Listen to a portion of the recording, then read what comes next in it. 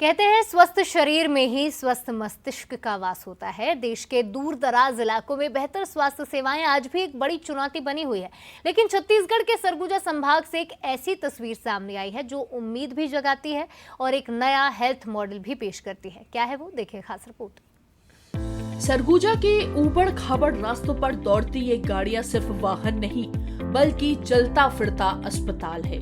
राजस्थान राज्य विद्युत उत्पादन निगम लिमिटेड के सामाजिक सरोकार के तहत अडानी फाउंडेशन ने यहाँ स्वास्थ्य सेवाओं को नई दिशा दी है। अब बुजुर्गों को इलाज के लिए शहर नहीं जाना पड़ता, न ही बीमार बच्चों को मीलों पैदल चलना पड़ता है। अस्पताल खुद उनके दरवाजे तक पहुँच रहा है। मोबाइल हेल्थ केयर यूनिट्स यानी कि MHCU आज सरगुजा के आदिवासी इलाकों की नई जीवन रेखा बन चुकी है। इन यूनिट्स में अनुभवी डॉक्टर, फार्मासिस्ट और सामाजिक कार्यकर्ताओं की टीम तैनात है। हर दिन अलग अलग गांव, सैकड़ों मरीज और परामर्श के साथ मुफ्त दवाइयों से इलाज आसान हुआ है। समय बचा है और सबसे बड़ी बात, आर्थिक बोझ भी कम हुआ है। जहाँ तक स्वास्थ्य सुविधा नहीं पहुँच पा रही है, वहाँ तक हम लोग इस मोबाइल हेल्थ यूनिट के जरिए जाते हैं और रूरल रोगों में जैसे बहुत अंदर की गाँवें हैं जहाँ तक सुविधा नहीं मिल पा रही है लोगों को, वहाँ तक जाके सुविधा देने की पूरी कोशिश करते हैं। ये सुबह 9:30 से 5:30 तक की व्यवस्था हम लोग ने बना के रखा है। तो जैसे डे वाइज कभी इधर चले गए, कभी उधर चले गए, ऐसा करके हम जितने भी प्रभावित एरिया हैं उसमें सभी जगह जाते हैं।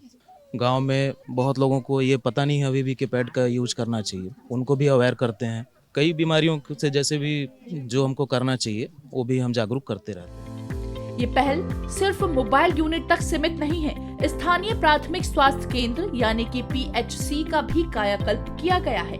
अब खून की जटिल जांचें, डायग्नोस्टिक सुविधाएं और विशेषज्ञ डॉक्टर सब गांव के पास ही मौजूद है। जिन बीमारियों के लिए पहले शहर ही एकमात्र विकल्प था, अब उनकी पहचान और प्राथमिक उपचार यही संभव है। इससे ग्रामीणों का भरोसा बढ़ा है और स्वास्थ्य केंद्रों में मरीजों की संख्या भी बढ़ी है।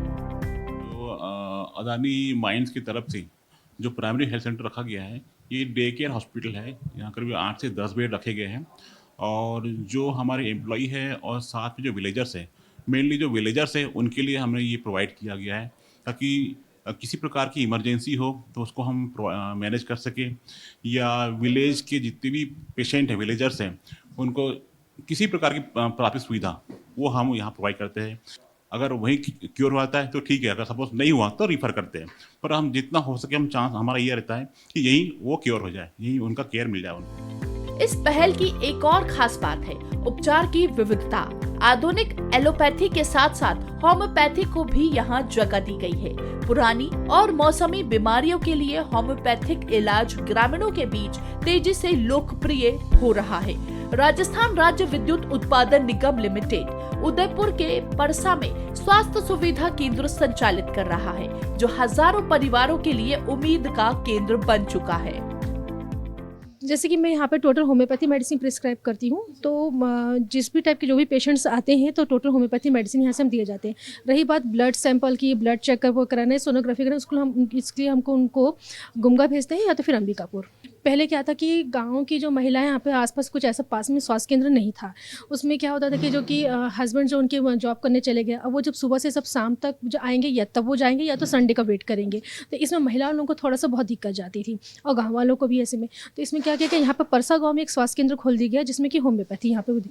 तो अब ये आसान हो गया उनको कि जैसा कि उनके हस्बैंड वहाँ चले गए या कोई लाने वाला नहीं, तो महिला जो है ईजी अपना बेबी को कैरी करके और यहाँ पर वॉक करके अपना स्वास्थ्य केंद्र आती है और मेडिसिन लेकर के चल जाती है। मुस्कुराते चेहरे, संतुष्ट मरीज और घर के पास ही गुणवत्तापूर्ण मुफ्त इलाज, ये सिर्फ स्वास्थ्य सेवा नहीं बल्कि मजबूत होता विश्वास है। ऐसे जमीनी प्रयास ही ग्रामीण विकास की मजबूत नींव रखते हैं। जब इलाज सुलभ होता है तभी समाज स्वस्थ बनता है। सरगुजा की ये तस्वीर देश के दूसरे दूरदराज इलाकों के लिए भी एक मिसाल बन सकती है। दामिनी बंजारे, बंसल न्यूज, अंबिकापुर।